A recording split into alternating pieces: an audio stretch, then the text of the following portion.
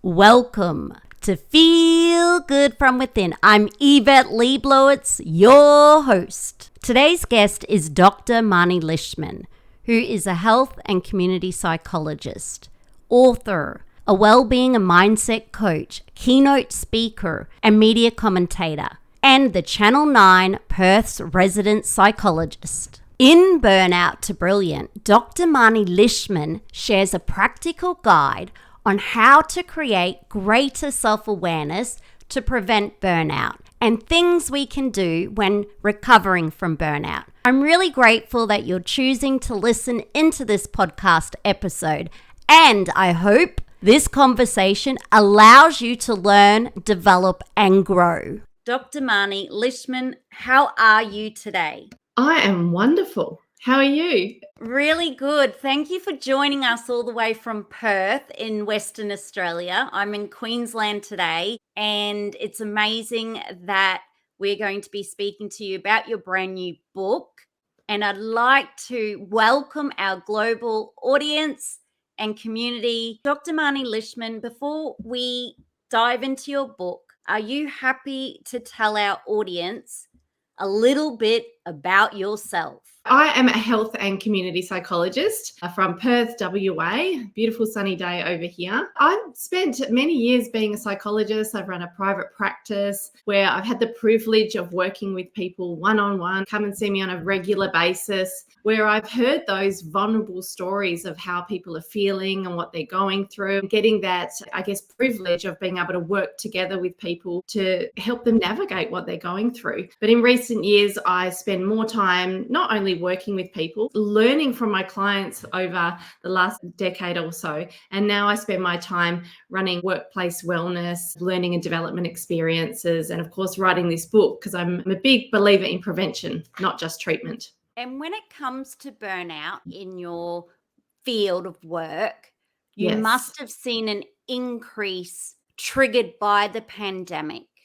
Oh my gosh. Yeah, there's been a massive shift. I think a lot of people who probably never knew what burnout was, who even probably didn't know what depression or anxiety felt like, for the first time ever, they've experienced the symptoms of all of those mental health conditions as a result of those massive changes that are going on in the world. So not just the pandemic, but probably all the crises. It's almost like we're a part of them, whether we're there or not.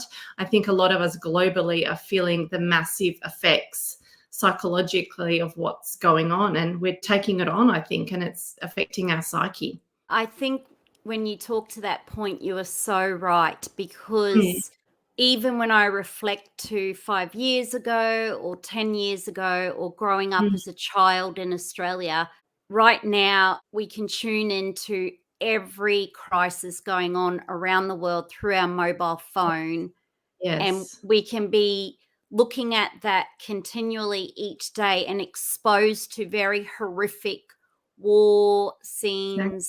We have now the cost of living, inflation, and there's so many natural disasters even going on as we record this in Australia with the floods up in North Queensland, and there's been bushfires and all kinds of things. And this is one thing after another. But on top of that, we also have to work. And that in itself is very exhausting for many. I speak to a lot of mothers who have to work during the day, and they say they have to work at night and their time doesn't stop. We're now in a time with the culture being everything we do has to be monetized. We're inspired to monetize everything, to make everything we do a business, to have a side hustle, to be the influencer, to be the model, or to start a new brand. It's exhausting if you even just think about that in itself, which means some people are going to work, and I've been there, during the day and then going home at night and still working on your side hustle. With all of this, what is burnout? I think you summed it up so well, because there's so much going on, isn't there, in the world? So not only have we got the collective adversities that we're probably going through as a globe or as a society, but we've got our own individual adversities as well, don't we? And that's a natural part of life. Life is a series of ups and downs and trials and tribulations, but I think modern society has probably a lot to answer for because we're not only watching what's going on around the world, because it's literally at the end of our fingertips, isn't it, on the devices. So we're not just experiencing our own stresses, but we're feeling the effects of the world's stresses as well. And then we've got our multiple hats that we've got to wear on a daily basis. And there's a bit of a hustle, fast-paced hustle culture that we have as well. So I think our poor brain is trying to adapt to that fast-paced culture. Plus, we're bearing witness to everything that's going on in the world. Plus, we've just got our day-to-day stuff and what's going on with our own family and friends and all of that. So that's a lot for our brain to take on. So I think when we're talking about burnout, we're talking about that mental, that physical, that emotional, and that spiritual exhaustion as a result of all of the above that we've just talked about. And I know we use the term burnout, feeling burnt out, we use it quite loosely and it can cover lots of different things. But I think when we're talking about the actual condition of burnout, we're talking about that breaking point where there's almost nothing left to give. There's no energy left. And I think from someone who's experienced burnout myself, once being an Aussie farmer, working 7 days a week, no self-care, which leads to burnout. Yes. I can resonate with this where you just don't have the energy, the physical energy, the emotional energy, even the mental energy. You literally burn out. There's nothing in the tank. There's nothing more to give. What do we do when we start to discover this kind of chronic fatigue is setting in, or this thought of, oh, I just feel so exhausted. I feel so burnt out. I just don't know how I can keep going. What do we do in that moment? Whenever I'm talking to clients or when I'm talking to groups, I always say self-awareness is so important in this. And just as you said, if you can actually say to yourself, I am feeling exhausted, or I am irritable and biting the head off everyone lately. I just can't get up in the morning, or I'm not performing as well at work, or I'm just feeling so stressed, or if anyone else asks me one more thing to do, I'm going to, smack them in the face type of way of being. I think that self-awareness is so important, isn't it? Because that's your brain and your body whispering something to you to say, something's got to give. Some actions, these emotions that you're feeling, are telling you things about what's going on in your life. It's at that point, isn't it, where you can observe that, where you can start thinking about what needs to happen. But I think sometimes with people who've got burnout, they don't listen to that, and then it gets to breaking point, because burnout can really creep up on you. If you're busy, working 7 days a week, don't have time to kind of recharge or reset or rejuvenate or do all those sorts of things, you can hit the wall without noticing all those things. So a lot of people don't have that warning, and they're so busy and they're so entrenched in the emotions that they don't even notice that burnout is creeping up on them. And in that moment, when you do have burnout, you have to just stop. But if it's little signs, then that's powerful, because then there's a multitude of things that you can actually do to recharge and reset. And in your book, when you talked about beyond burnout, you did have a specific part which says just stop. Yeah. And I thought that was so powerful, because sometimes what that means is, as an example, when I just recently lost my uncle, I had to just stop. Yeah. I couldn't do any creative projects. Everything was put on hold because of this upheaval. And I know how important that is. Sometimes you just can't do the projects or can't be there because for whatever reason you're not feeling up to it or well enough. Is that important for people when they're feeling exhausted or they've burnt out, where they have to be able to say no to things in order to feel better or fill their own cup up? Oh, yes. And that's one of the key learnings I think that people get as a result of burning out. Because I'm a big believer in, when we go through adversity, there's so much transformation that happens in the thickness of the horribleness of adversity. It feels terrible at the time, but once you come out of it, there's key learnings, isn't there, that we apply to our life going forward. And that's why this book has been written in the thickness of burnout. What are the key things that you can do going forward? And one of them that I do talk about a lot, and I do this with every single one of my clients, is the boundaries and what do you need to communicate to the people in your life. And it might mean you need to adjust to things, or it could be anything. But some of it is just say no more.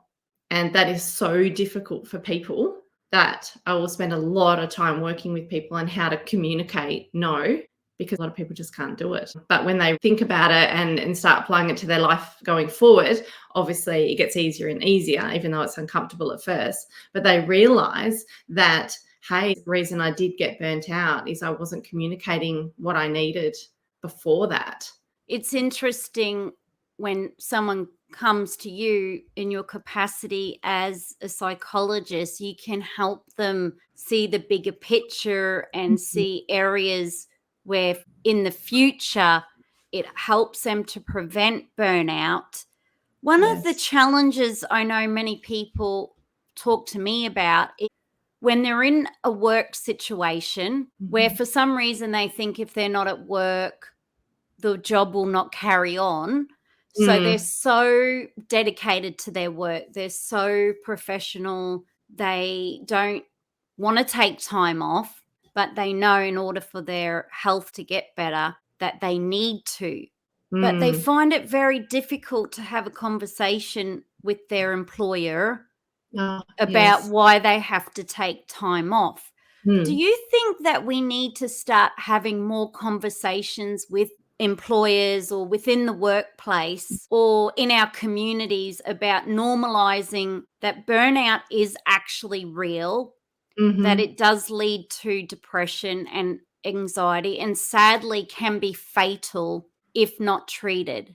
Do you think that's really important? And how would you suggest we would go about having that hard conversation with the employer who might not be as open to wanting staff to have a number of weeks off due to burnout? It's such a tough one, isn't it? Because I think for most of us, if we've got COVID or we've got a back pain or we've got a cold or we've got gastro, we talk to our managers, don't we, and our team leaders and our people around us. We talk about our physical health conditions with ease. But when it's mental health related, we just hesitate, don't we? And we really kind of almost navigate whether our management or even our workplace is kind of psychologically safe to speak up. So I think there's some work, and I think we've got a lot better. We're a lot better as a society talking about mental health conditions, but I still think people do hesitate and they kind of are sussing out whether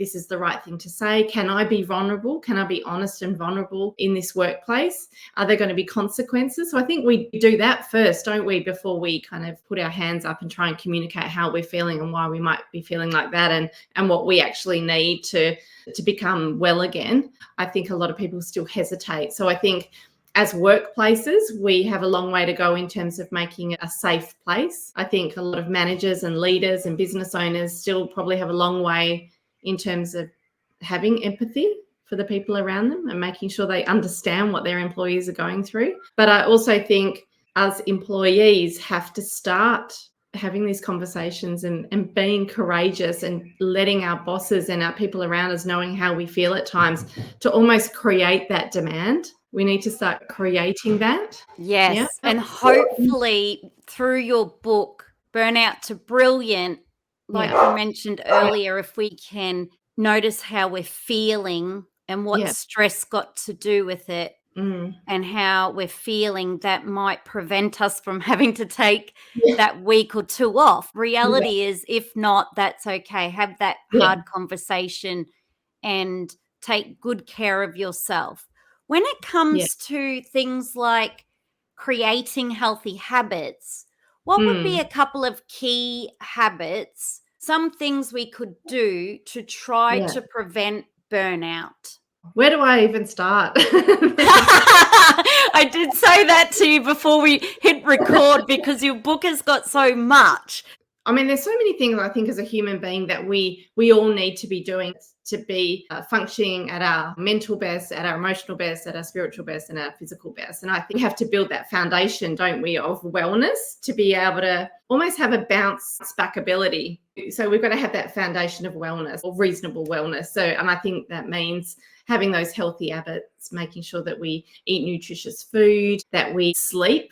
This is a whole other conversation that could go on for hours. Making sure that we have a good amount of sleep, have healthy sleep rituals and a healthy sleep routine, making sure that we're physically active, making sure that we're social. So we've got an outlet and we've got that support, and also making sure that we learn to communicate our feelings. So noticing what our feelings are instead of just brushing them off or hiding them under the rug and not listening to those emotions, being able to notice how we feel and observe what's going on in our life and being curious as to what may be causing us to feel like that, and then learning how to communicate that to other people so that we can live our best life. I'm a big believer in that, and they're healthy habits for all of us to get into. And would you say on top of that, making time for rest, either times off work or even scheduling in maybe a long weekend away, even a week off or 2 weeks off. What I've noticed through the pandemic,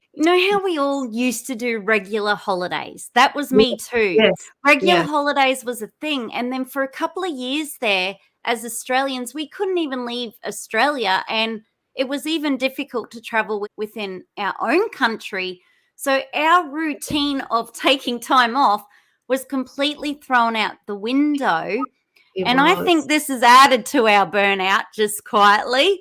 Yeah. How important is time off from work or even just our normal routine? It is so important. And I often say to my clients is that it's almost like, imagine your head as a bucket where all the stresses and all your duties and your tasks and your roles are just filling up every day. And burnout happens when it just starts overflowing. So it's almost like, those kind of old-fashioned taps that you see on a keg. That's the holidays, isn't it? That's the exercise. That's the rest and recovery. And I think when people get to that burnout, it's just overflowing. There's almost nothing left. So rest and recovery, for us to perform at our best or perform at our optimum, needs that rest and recovery time built into our life. And yes, ideally, in a perfect world, would be having regular holidays, because I think that's something that we all need. For a lot of us, that's only 4 weeks a year, isn't it? If that rest and recovery time really needs to be built into our weekly schedule, and also even in little micro moments throughout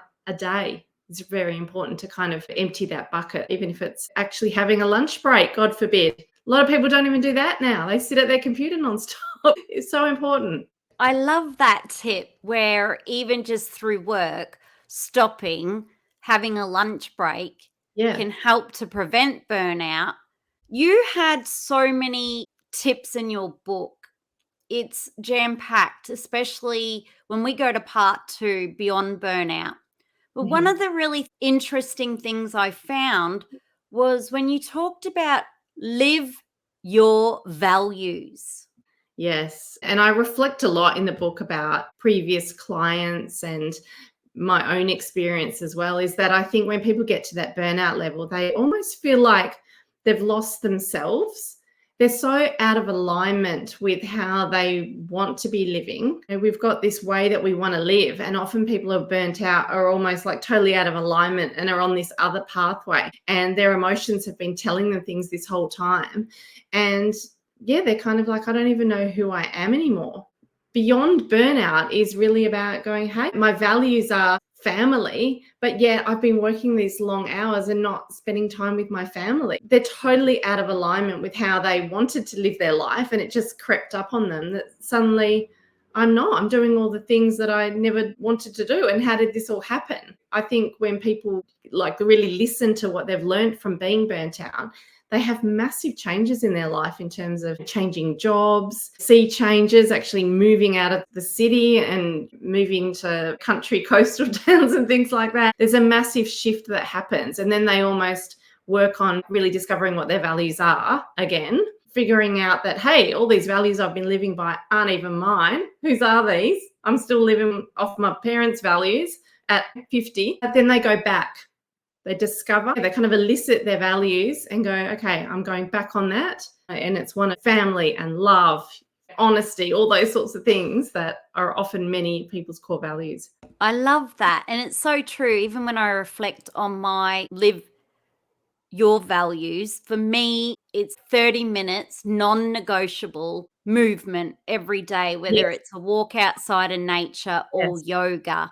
It's like hail, rain or shine, it has Yes. to happen. It's one of my Yeah. preventative measures for trying to prevent burnout, because Yes. I'm sure we've all been there a few too many times. Yes. And as you get older and more self-aware, you learn these things. Yes. Wisdom comes with age, as they say. Yes. And it Yes. is true. And then also like 10 minutes minimum meditation. Yes. I do some journaling, prayer, set my intention. And then you mentioned trying to eat better and prioritize sleep. Yes. That comes with great discipline. It does, doesn't it? Yeah. Mm. Yes. Like, it's not easy. I started, I think, 5 minutes when I was Yeah. originally doing my self-care. I find that setting up some habits definitely helps when it comes to self-care. I think when you talk about live your values, this was interesting because socially, there was a period in time when we got taught, okay, for engagement, as an example, on Instagram, you need to respond to every single comment. I was doing that. It was taking me 6 hours sometimes to do all of this. And then I was finding it was midnight going to bed. Yeah. And, you know, that whole hustle culture. Yes. But then I realized that in itself, that practice was burning me out. And I had to prioritize going to sleep, mobile phones off. Yes. So 9 till 10, no tech, and transition to reading a book in order to go to bed. So I had to actually go against the grain of society, Yes. which is be on social media, respond to everyone. I'm sure people can resonate to this, whether they've got a business or a blog. When we talk about live authentically, practice change, that's really that self-awareness, isn't it? Figuring out, Yeah. society says do this, but when I have done it, it's leading me to burnout. Yeah, exactly. It is. It's all about just observing yourself in real time. And there's a really wonderful term that I love, and it's called mindful ambition. We all know what we want to achieve in life, probably all got personal goals and we've got professional goals. And a lot of us are just busy in this modern society that we're living in. To achieve our goals, we have to kind of work hard, don't we, a lot of the time, and we have to challenge ourselves, and that makes for a wonderful life, doesn't it, when we're kind of trying to push ourselves a little bit outside of our comfort zone, because super cool stuff can happen like that. So I think a lot of us are quite ambitious, but we've got to check in on ourselves along the way. So I think it's a constant state of, what are my goals? I'm going to be mindful of where I'm at each time. Am I feeling too tired, or am I getting more irritable, or am I feeling guilty about something? So you've got to listen to that, don't you? And then adjust accordingly. Because I think if we're not listening, then we do become very reactive. So we're reactive to what the world is telling us we should be doing. And we just have to look on social media now, don't we? Because everyone's telling us the way we should be living our life. And that's not going to work for everyone. So notice what your emotions are in reaction to doing these things, and then adjust. You don't have to do what the world expects of you. And those emotions that you're having constantly are telling you valuable pieces of information about what's working for you and what's not. And then that's when you adjust, and building those healthy habits to look after yourself and ritualizing them into your day so that you can top up what life takes out of you is very important. We should be in a constant state of that. I love that. And when it comes to your own self-care rituals to prevent burnout?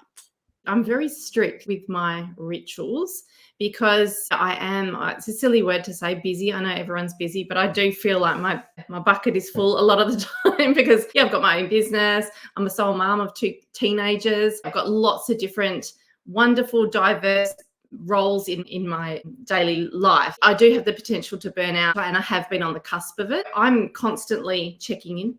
How are you feeling today? And then I've got these rituals that I know work for me. And that is, I think I've got the most walked dog in Perth.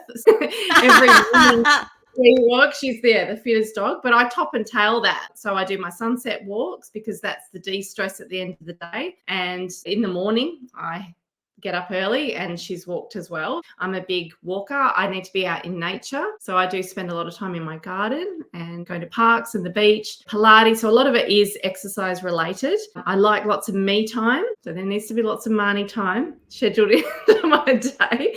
So I block those times off, even if it's for 10 minutes. And meditation, I think, really sets the tone in my morning ritual as well. So that's a big one as well. I love that because it's good to see when you have to give so much to help others, you have to firstly give to yourself. That, I think, is so important, where you're choosing yourself and your health and showing up for yourself first and taking care of yourself versus choosing to say easily you could have just sat in the morning and worked on doing some client work. I'm sure there would be a million things that you could do in the morning before work. And I think that can happen where people see that window of half an hour, 1 hour, and instead of choosing the walk or the Pilates or the yoga or whatever it might be, they'll just go straight into work. Especially I've found a lot of business owners as well. Well, definitely. And there's times where I've got caught up in that because my workload, I've only got 24/7.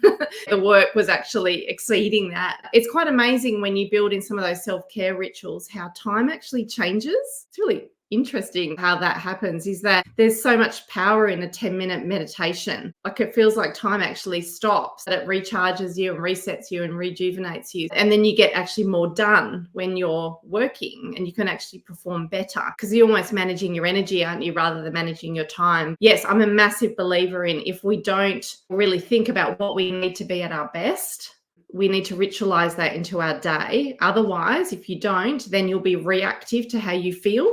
And you just develop those other habits that actually work against you. So it's being proactive from now. This is what my book is about, is let's be proactive. What do you need to function at your best going forward? Because if you don't take that time to ritualize those habits into your day, you're going to go back to being reactive to how you feel. And that's not always going to be the best for you going forward. Yes, I love my routine. And anyone who's got kids could probably resonate with this, and Marny, you probably can too. When I have family stay, I have to just say, this is my routine. And I'm very strict with, this has to happen today. So my walk has to happen, how rain or shine, or my yoga or my meditation. After that, I can attend to this. Is that so important, even when, as an example, we have family stay or people have got kids over? There's so much kerfuffle going on. How important is it to just keep sticking to that routine? It is so, so important. And this is the thing, is that I think a lot of us are trying to make everybody else okay. That adds to the load too, doesn't it? When we're just making sure the kids and parents and employees and everyone around us are doing okay. And we forget that looking after ourselves is the priority. And it's amazing when we do flip it a little bit, communicate to everybody else what we actually need to be at our best. Then we're at our best, and then it flows on, doesn't it, to everybody else. So for you, like, if you're saying, this is my routine, I need my yoga, I need my exercise, I need this, I need to go to bed at this time, everyone's going to benefit from that, not just you, everyone. So it's funny how we try and make everybody else okay, and then we're not okay, and then that flows on. But if we just flip it a little bit and express it to people how we're feeling and what we actually need to be at our best, they benefit. You're so right, because when family stay with me, I'll be out in the living room doing my meditation and I'll have my earphones in. I wouldn't even know that they're tiptoeing around the back trying to make a cup of tea or a coffee. My eyes are closed, I'm listening, I'm breathing. And I always say, no one can inconvenience my rituals. I take them so serious because I know when we actually talk about the seriousness of burnout, it really is serious and can be fatal for some people with the depression. Talking about trigger warning, there's this real seriousness when people get so depleted, emotionally fatigued, mentally fatigued. There's nothing in the tank. But yeah, and I think we're seeing it because people are speaking about it more in media now. So you're seeing it in the medical profession, aren't you? What happens when burnout isn't taken seriously? We're seeing it in the legal profession. We're seeing it with vets, and we're seeing it in the high performance in sporting world as well, in elite sports as well, is what is happening at that extreme level when people aren't able or they don't feel safe enough to speak up in their industries. For all of us as well, it can happen to anyone. A lot of entrepreneurs these days, a lot of business owners who are under those massive amounts of pressure are feeling it. And then also that stress response is on continuously. That fight or flight on our nervous system is going to affect our health as well. So it's not only mental health, our mind and body is actually connected. A lot of people's health conditions creates disease. You're in dis-ease, aren't you, for too long? Burnout is just no good. So it's something that's massively on the increase globally, and it's something that we really seriously have to consider and start doing something about. I think it all starts with us as individuals. I know there's a lot of talk on it needs to be systems change, doesn't there? Like it's a whole other conversation in workplaces and just in society in general. Society and workplaces is made up of people, individuals. So we need to all start reflecting on our own mental health. And I think that's part of being an emotionally intelligent person, isn't it? And then we can start thinking about what other people are going through and help with that change. But I think it all starts with us. And I think you're right. You mentioned that burnout can happen with the constant stress and that depleting. Like I know I speak to so many people when they're stressed or under stress, and they might notice their blood pressure is up or they're having chest pains and so many different symptoms. And then they often say, I think it's because of the stress I'm under. When it comes to now the cost of living, I've spoken to some people and they're having to do one job or two jobs or just feeling a constant stress that they're under, even just each time they go to the grocery store to buy groceries, and they're under the constant stress when the RBA news, coming out, interest rates up again. They just feeling this constant stress. What would you say to someone who's constantly stressed? You mentioned you love to do meditation. Have you found that as a good way to de-stress? For someone who's tuning in, just feel constantly stressed on tenter's hook, which can then lead to burnout, worrying and stressing and financially going, oh, how am I going to pay for all this? And that's what people are feeling. Physically, I think we're here, but mentally we're worried about the future and then ruminating about other things as well from the past. So we're often not psychologically and physically aligned because we're too busy worrying or ruminating about the past. So, and I think just in today's world, like you said, there's inflation and interest rates and perma-crises and poly-crises. There's so much going on in the world. I think a lot of people are, just because of the massive pressures, day-to-day living pressures, they're spending a lot of time in their head worrying about the what ifs.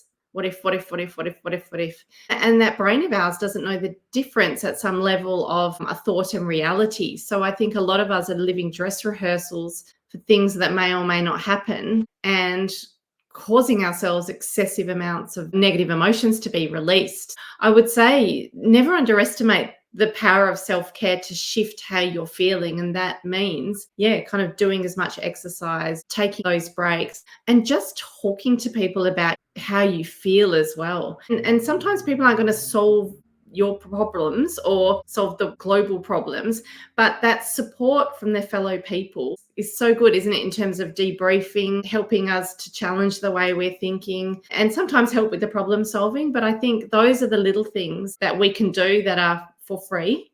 I think you're so right, because when I'm often at the supermarket, there'll be an elderly lady, as an example, looking at cheese or yogurt, and you can just see the dread on her face. Yes. And then she might turn around and, as an example, this happens so many times, and go, oh, as a pensioner, I'm really feeling this. And it's kind of sad in a way that she's feeling it as a pensioner, but then I can go, I know how you feel. I mean, I'm Exactly. not even a pensioner and I'm feeling it, the Yes. cost, and I'm sure you are, Marnie. Every Yes. time we go to the supermarket, it's that ability to communicate with others. And for that elderly lady, I was thinking she might live by herself. She Mm. might actually not have anyone to talk to about this, and I might Yeah. be the only person willing to speak to her, get in a bit of a conversation. It's quite interesting. I love Yes. how you mentioned talking to others, Yes. being Yes. open, Yeah. and it's kind of getting it off our chest, isn't it? Exactly. We're a very wired society, aren't we? But I think we're becoming more disconnected. And I think the more we all start being honest and chatting to people at the shops and being vulnerable about our stories, I think the more we start doing that, we're going to connect with our fellow human beings. And I think by doing that, that actually supports, like, it's almost like a camaraderie, isn't it? We're going through, I understand what you're going through and I'm here for you, or what can I do to help? Or I just even think just the power of kindness has the ability to change the course of somebody's day as well, and not only make them feel good, but you feel good as well. And Yes. yeah, I'm a big believer in cracking a joke at the shops, you know, with the it's just those little incidental moments of connection that are really powerful, I think, for our mental health. Connecting with the village. Your book has so much in there. There are so many exercises and things to reflect on and do. One of the Yeah. things I really liked you included, which was attend to the signals. Mm. What are the warning signals that my mind is giving me, that it's telling me something is not right? The prompts and the questions you've included, I felt was like kind of doing a session with you. Yeah. Remotely, though, from the book. I really liked how you did that. Do these warning signals happen at a particular time? Do these Yes. warning signals happen in certain situations? There is so much information in the book. And I also loved the challenge, which was the reflective journaling. Yeah. Can you tell us a bit more about why you decided to choose or include the reflective journaling part? There's so many reasons people become burnt out. And I think when you read about burnout, a lot of people talk about it in the occupational sense. You know, work burnout is about work. But there's so many reasons we get burnt out. And I really wanted to make this whole book really reflective, because that's what sessions with the psychologist are, aren't they? Getting people to think about how they're feeling, really be curious about why they could be feeling like that, and then go out into the world and try and do some things to kind of adjust how they're feeling. And ultimately, we want people to be empowered to go and do that themselves in the future. So that's why I really wanted to have reflective journaling and prompts to do so in the book. And I talk about emotions and feelings so much in the book. People find that very uncomfortable talking about their feelings. So I was like, we're talking about feelings here a lot. I wanted people to really think about how they're feeling, understand why they might be feeling like that, then kind of almost come to the conclusion, what's going on in the context of my life that could be possibly causing me to feel like this? And then go out into the world and try and change it a little bit to see if they felt different. So there's a lot of power in that. And that's why I was constantly in the book asking people to ask themselves questions. Wonder this, Yeah. or why this, or could this be this? And it gets you thinking, doesn't it, about how you're feeling rather than ignoring it and just getting on with it. I want people to stop and think, oh, why am I feeling like this? What's this about? I loved that. I really loved how you asked these really reflective questions, and you asked questions so it was related personally to us, myself as the reader. So whilst Mhm. there was the stories and beautiful quotes and so much information relating to mental health and burnout and stress and all kinds of things, I felt by adding in those reflective questions or the journaling, then it became very personal. Yes. So, And which was good and practical, and then yes. a really great way to become an observer of our own life as the reader and to gain more self-awareness. And I think that's what I love about your book is if people can't afford a session with you, they Yes. can get the book. Yes. Burnout to Brilliant, and it's just come at a divine time when I look at all the crises upon crises, and we're all burnt out from the pandemic, and a lot of people have not bounced back. One of the pages, it's on page 96. The heading is commitment. Going forward, I commit to these new rituals to help better understand how my mind and body are communicating with me. Yes. That Yes. was so powerful and so empowering. Sometimes we can just think in the mind, can't we? It's just Yeah. thoughts. I loved how you did mind and body. Yes, there's so much going on, I think. Chitter chatter, like your head's going all the time. We're living dress rehearsals for things that may or may not happen. And then we've got the busyness of our individual lives and the crises of the world on top of that. So this is about stopping, isn't it? And kind of going, oh, what's working for me? What's not? And it's like the perfect reading, isn't it, for this time of the year? It is. What's working for me? What's not? And what do I need to be proactive with going forward to make sure that I'm steering myself in the right direction? I love the section, which is learn to be. Yes. How powerful is that? For someone listening in, they go, what? Learn to be? What does that even mean? I'm a big believer of it. Sometimes we see these interesting trends on social media, lying flatism and, quiet quitting and loud firing. There's all sorts of interesting trends that people are really resonating with, and people are tired. So I think that they're sick of the fast-paced hustle culture, have to be successful in everything. Like you were saying before, they have to be an influencer. People are tired. Can just be and stop. So much power in that, not just for recharging and resetting and rejuvenating, but you find something within yourself, don't you? You find your real self when you just be.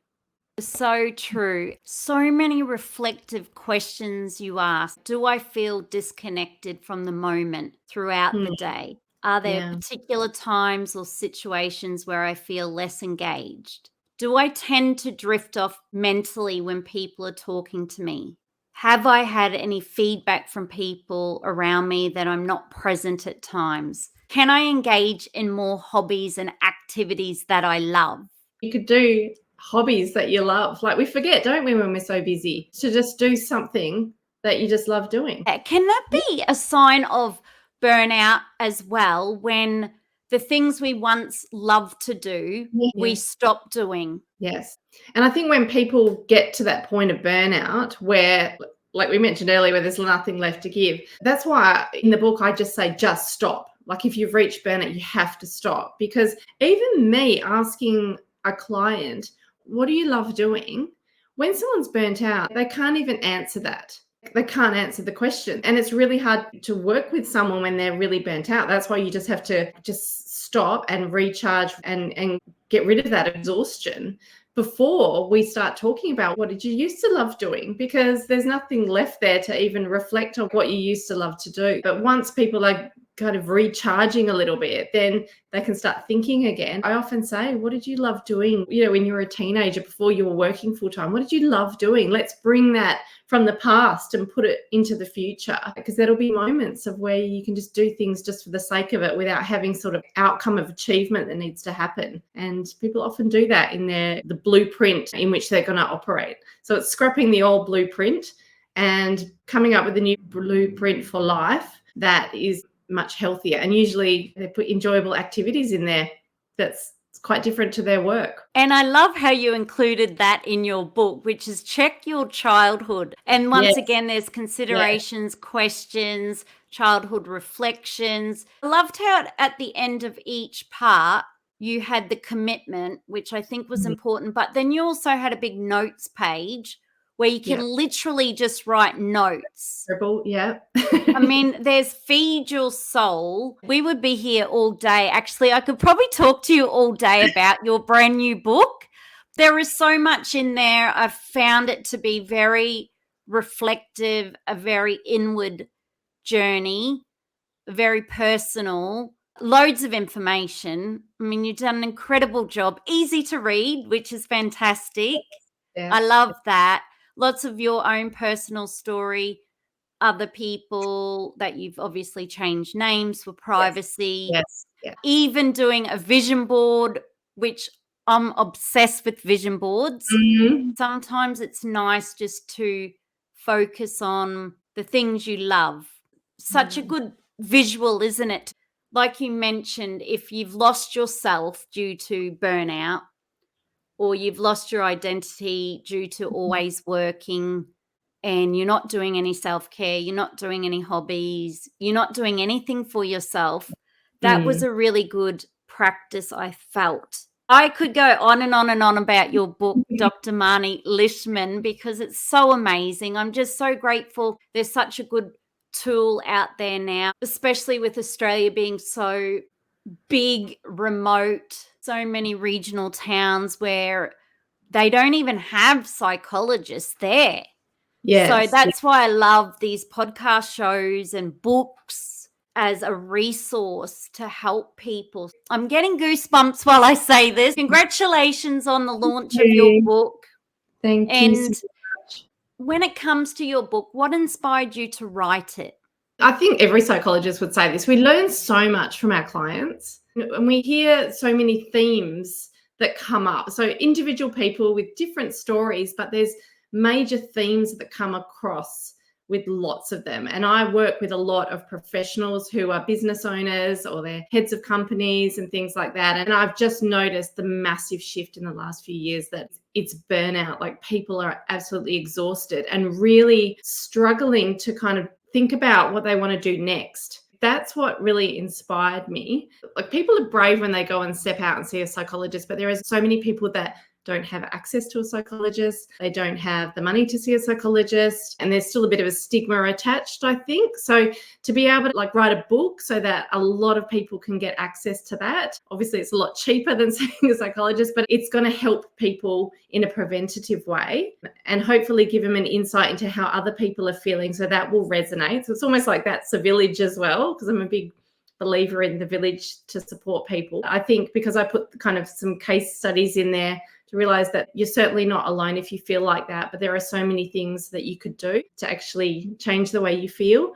And then that's a great first step if you want to go and see a psychologist after reading the book, a bit of a taste of it. And then that helps, doesn't it? It helps you be more courageous to actually get that individual help that you might need. Well, I have to say, I absolutely loved your book. I'm so grateful you went to all the effort, and the team at Affirm Press, to bring it to not only Australia but the rest of the world in a book form. I just feel that to prevent burnout is the way to go. Probably agree, Dr. Yes. Marny Lishman. You wouldn't wish it upon anyone, but it does happen. You're not alone. And I think once you've experienced it once, you know it can happen again or again, depending on what's going on in your life, by sticking with what you mentioned earlier: discipline, rituals, self-care, and prioritizing so many things like your values and yourself and setting boundaries. All of these things can help. What is your hope for your newfound book readers? That they just start listening to those powerful emotions and really listen to what your mind and your body are actually whispering to you, and then adjust your life accordingly. I think that's really important, and I think that's going to really change the game in terms of us looking after our mental health. And sometimes that's going to mean I need to go and talk to someone. I love your hope for your newfound book readers. And I loved the title, Burnout to Brilliant. Why did you choose that book title? I think it's a cool title because I love it. When we've got mental health conditions, it's heavy stuff, isn't it? We're not at our best and we're feeling awful. So, and burnout is that word. When we think of that, it's kind of like, ugh. I think when we're talking about the potential of recovery and that we can come back better than ever, I think you have to pair it with another word, don't you? Yes, I'm feeling like this, but you know what? As a result of this adversity and this slush of exhaustion that I'm sitting in, the learnings from this period of my life of burnout, I'm going to learn and I'm going to apply that to my life going forward, and I'm going to come back better than ever. It's kind of like these two opposite words, isn't it? Yes. Yeah. I think if you slam them on the front of a cover of a book, it's giving people hope that these horrible negative emotions, I can come back better than ever from this. I love the book title. I love what you just explained there. And I love the empowering, hopeful, positive, optimistic message of burnout to brilliant. And for anyone suffering with burnout, like you said, If you can see a psychologist, great. But right now, if you can't, even if you just take a lunch break, or lay on the couch for half an hour instead of looking at social media, go for a walk in nature, say no to things, take the Yeah. rest you need. Yes, exactly. Coming back to burnout and workplaces, systems at work have to change as well, because that's a massive problem. Even though it's uncomfortable telling our bosses and our leaders in our organizations how we're feeling, that's valuable data, isn't it? For them to start changing the systems out there. Like you said, burnout leads to both physical and mental disease or illness, and we don't want to get there. We want to try and prevent getting there. But if we are there, we can go from burnout to brilliant. So we're going to end on that positive note. Dr. Marny Lishman, how can we stay in touch with you after this podcast show? I'm on all the social media. It's my website, which is my name, Marny Lishman, and I'm on Instagram and TikTok and Facebook and LinkedIn. So I'm very active on all those areas. So yeah, reach out and connect with me there. Thank you so much for your time. I'm so grateful. I'm so excited your book is out. This is one of my favorite books, all-time favorite books, just because I know the detrimental effects of burnout. Yes. And if we can save a life, help people feel better from within, just get them from burnout to brilliant, I feel that that is our purpose in life, to help others. Certainly is. And I'm so grateful that you're speaking with me. So thank you so much. Yes, thank you so much. Well, Dr. Marny Lishman will say goodbye. Thank you again. Thank you. Thank Bye. you. Bye.